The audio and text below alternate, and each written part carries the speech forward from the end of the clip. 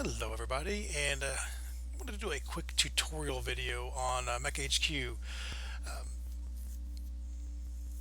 Currently, as of me recording this, I've released 2 videos, but I've actually recorded 3, which the other one will probably release about the same time as this video. And in those videos, I actually realized that I had been running on an older version of mekHQ. Now, I do have the newer versions, and I've transferred things over, and everything's working okay. The version that I will be using is going to be it's actually an experimental version. It's a mekHQ 3.6 development build R1945 Dylan.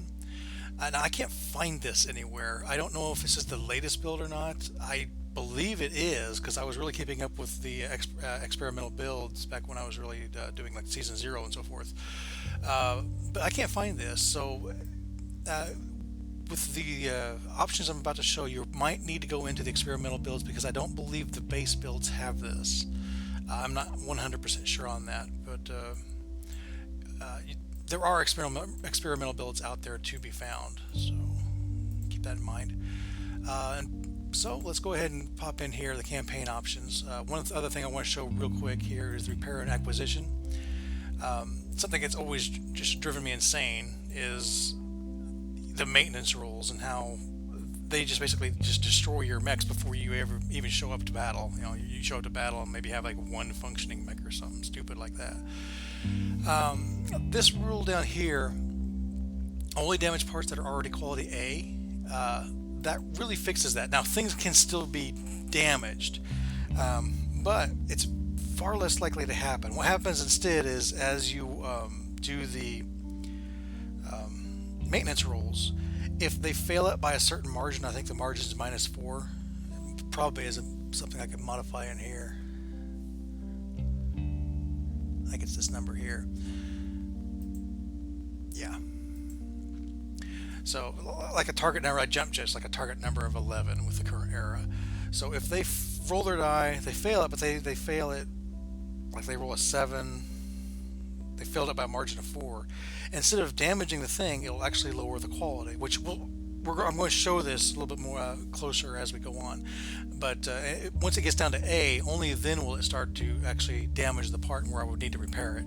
I like this system a lot better. It's not ideal. I still would rather they not damage the parts, but at least in this way I can kind of see, hey, these parts are starting to get really low on the quality. I might need to order some actual new parts to replace these soon. So it's a really nice change here. This is something actually sorry in even the old version, against the bot personnel rules, which I'll show off here in just a minute. And here is actually what I really just wanted to show you, the against the bot rules. Now, against the bot is the rule set I use to basically run the campaign. Just mekHQ, you can use mekHQ however you want, but if you're trying to do a solo campaign against an AI, then you need these sets of rules and so forth. And the rules I'm using is the 2.31 rules, which again I believe are the latest rules. I don't think he's really updated this since I was last playing, so it's been over a year. But all these rules, all these tables, and so forth, are very much simulated in this latest build. And all you got to do to basically turn that on is push this button right here, and it opens up all these options. Now you still kind of need these rules here to really know what all these do.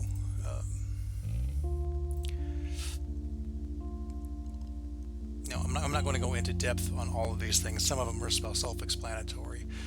There's different skill costs when you're upgrading your people. The ATB uses that's different than what's in just default. Just by clicking those buttons, just automatically does it real quick, real easy, and you're done. Skill level. This is the skill level it tries to. Excuse me. And here you have the skill level. What this does is when it automatically will generate a battle for you in the scenario, it will use this to determine what difficulty you need. And honestly, at Ultra Green, I'm still finding it ridiculously difficult. I was on regular, did just a quick test run to see what it would generate, and my Scout Lance was fighting off against like 2 lances of assaults. It was stupid, and I cringe to think what Elite's like. At ultra green, I'm still being thrown up against stupid stuff. Ultra green is actually very close to what I remember rolling up in manually. So pick your poison, I guess. Uh, Down here, what a rat is a random allocation table. These are basic. The Zottle table. That's what the PDF I brought up the other day was when I was doing market generation and so forth. So this automatically, when it's doing market generation and finding opponents for you and so forth, these are the tables it's going to find it off of. And over here, there's more tables that will change the numbers slightly based off of various things. I don't know exactly what all these. I mean, I see Endurian War and Ronin War, and I mean, I can read what it's literally saying here, but I don't know how those numbers are different from what's here. I like leaving it at default. These might be interesting when you actually, like, if you're doing something really focused on one of these eras. But default seems to be fine for me. Let's see here. Going down here, contract operations, again, it really is to your benefit to know the rules of against the bot, to know what you're doing here. I generally leave it as default. If you want to mess with like the mercenary company size limits, there's that button there. But I don't want a small count. I want a regiment. And here's the scenarios. Now, when it's generating the scenarios, it will use these as kind of a guideline on what you want to happen. Do you never want to mess with weather conditions, or here, do you want them to double the enemy vehicles you fight? No, I don't. Also, this particular build has a bug where it kind of does this, where there's actually two overlapping things. Now, I can select it just by doing that, but it's weird. And besides, I wouldn't want that anyway. That's about it. And once you do that, push OK, and you're good to go. Now, you'll go up here to Marketplace, and you're going to notice, first of all, there's nothing in the contracts. And you're also going to notice that there is nothing in the unit market, because these are generated at the beginning of the month, and before I turned it on, I started at the beginning of the month. So we're going to have to advance a month. So let's just go ahead and do that real quick. And while we're doing this, I'm going to also show you the personnel market. And it automatically generated this soldier here, which, one soldier, what's that? Well, it's also generating the unit. So a jump platoon of rifle, basically, if I went through the rules and rolled it up, it did it for me, and here it is. And it also has the paid recruitment, and also if I want to actually specifically search for a dropship, you can do that here, which I didn't realize was not only costing money, but also was a search you did separate. Anyway, that's kind of neat. Again, it really adds. So let's go ahead and hire this guy and see what happens. See, it hired all the people we needed, and it should have added it to our order of battle. There he is, fully ready to go. Again, just really speeds that up. I don't have to pull out the charge, roll dice, although that's fun. But we want to get to the boom boom. Again, we got to the start of a new week, personnel market, and apparently nobody showed up, which is a roll that can happen. A doctor this time.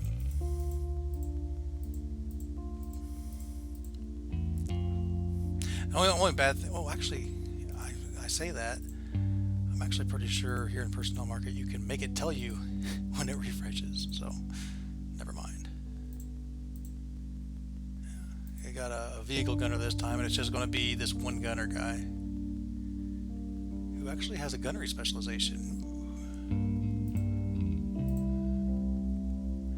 Here's a example of how the new maintenance works. Is here you see a left leg actuator. He needed a target number of 8. He rolled a 2. It's a margin of error -6, so therefore it went from a D to a C. Now this is backwards, and I really irritates me. It throws me off. You would think that A would be the best and F is the worst. It's the other way around. F is the best and A is the worst. So that's why it's saying C here. That's gone down in quality.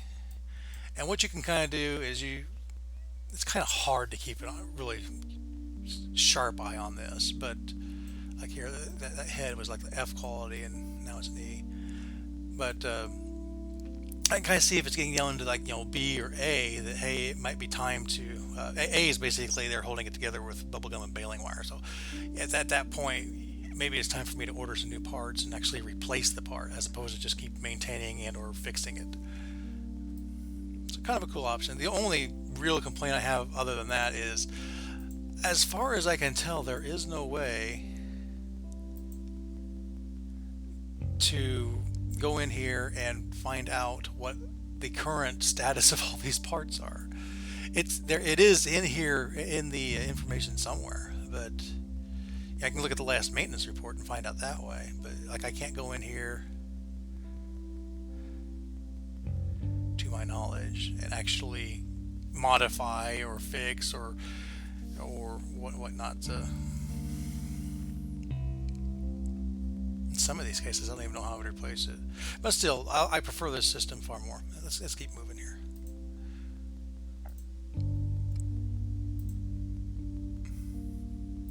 Oh, that's the same person. Actually, it's kind of irritating. It's saying it's updated because it isn't updating every day. It only updates on a Monday. And a mechanized wheel platoon. And we've started at the beginning of February, and now we have contracts. And you'll notice there's 0, and a unit market, which automatically generates it. It generates it by the same rules that I used manually.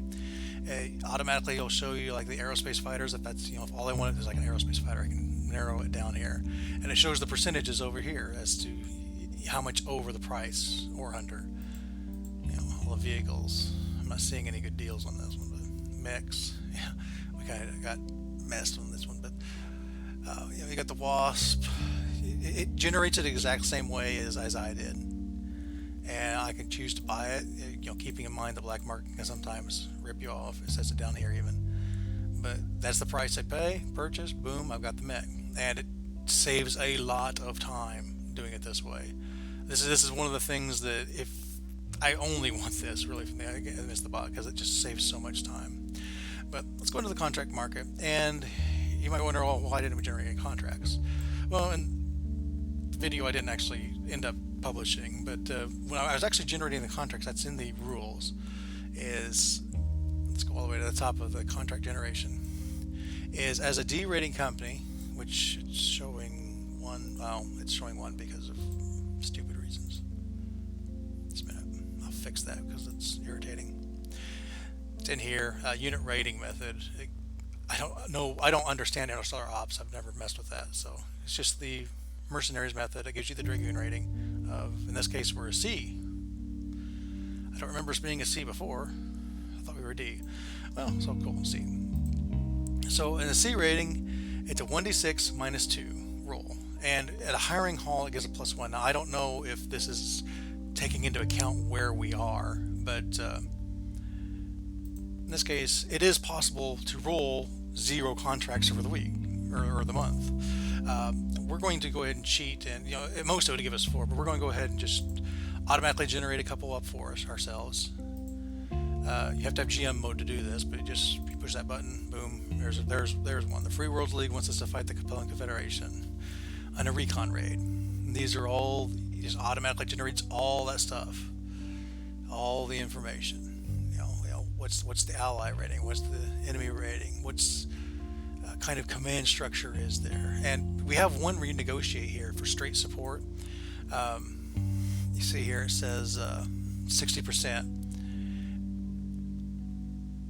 Where is the battle loss compensation? I don't see that here.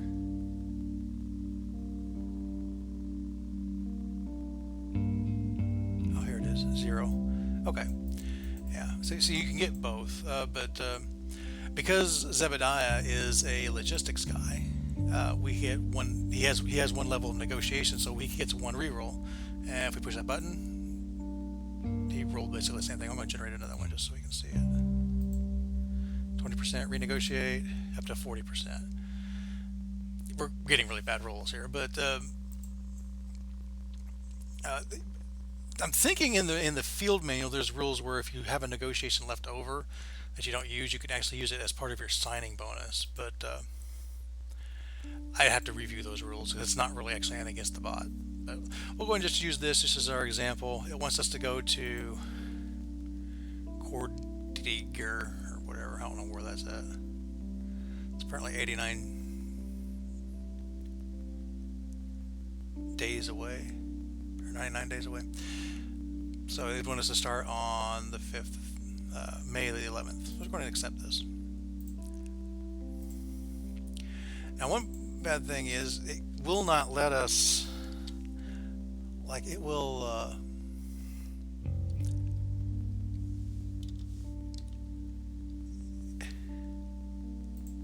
it'll narrow down the planets in this build, but it will not, as far as I can tell, automatically jump me there. So I don't know where this planet is. That's somewhere down here, I guess. But we'll just pick Epsilon Eridani. As a matter of fact, I'm just going to GM mode myself there. And the contract states that it starts on May the 11th. So I'm also going to just automatically jump us ahead to May the 11th because meat and potatoes of what I want to show you is actually coming up here. May 11th. Okay. Boom. We're there. And I'm going to advance today, and you're going to notice here deployment requirements. Now this is also something you just got to kind of understand the rules here. For a recon raid, it requires that we send one scout out, one lance of scouts, and a total of 2. And this total number changes based off of basically how big our unit is. But so in this case, what we do is we go down here to our scout lance, and a scout lance has to meet certain criteria. I don't know if it will actually let us like use this as our scout. I guess it will, but it would be a very poor scout. But we'll go here to this scout lance and we'll say, okay, scout, so that's done, and we have 1 of 2, so we need to select somebody else. We'll go ahead and have the attack lance go out and do some fighting. So once that's set up, it will it knows how to generate the scenarios for us. So we'll go ahead and advance today because Monday is when all this stuff happens. And Viola. Now we managed to get one. It is completely possible to like go months or maybe even your entire contract and you will never get a scenario because that's just the way it rolled. So just because you don't get this, don't think it's bugged or broken or something like that. But in this case, we got lucky for the tutorial purposes, and we actually pulled up a scenario. And what it does is it's a probe with us as the attacker. It's going to happen on the 20th, which is in 4 days. It's our scout lance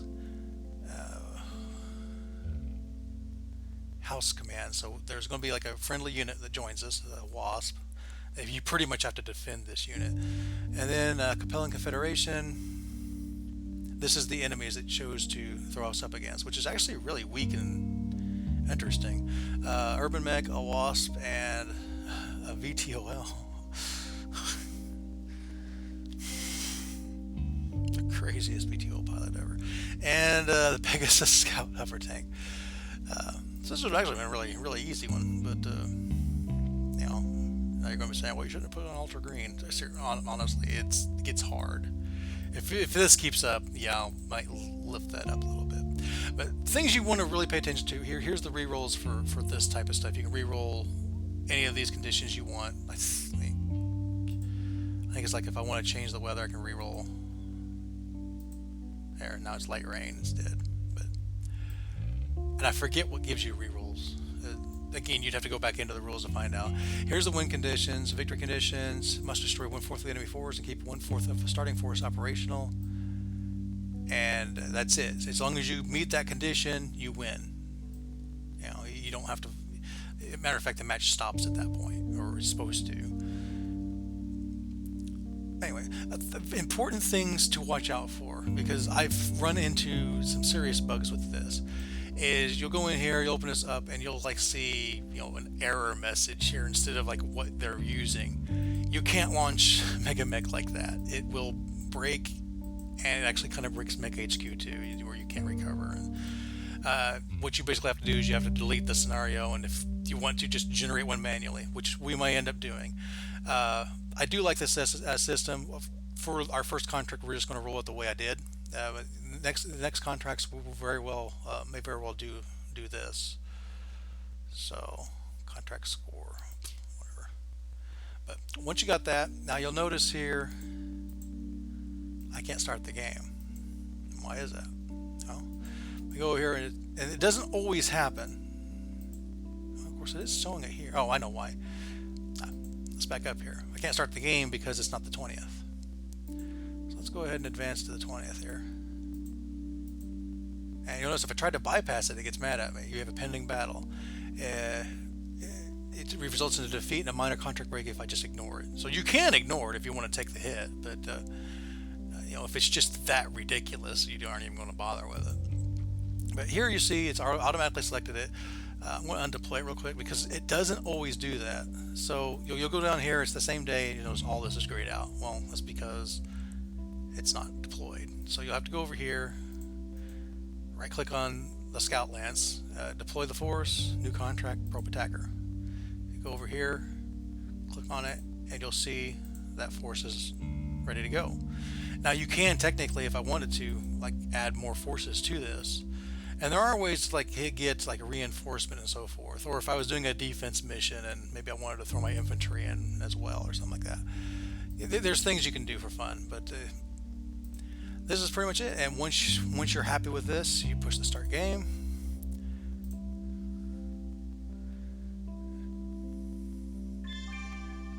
Get ding dongs. Automatically throws everybody's relevant into the battle. Here's our ally that we have to protect, and you'll notice that he's not blue.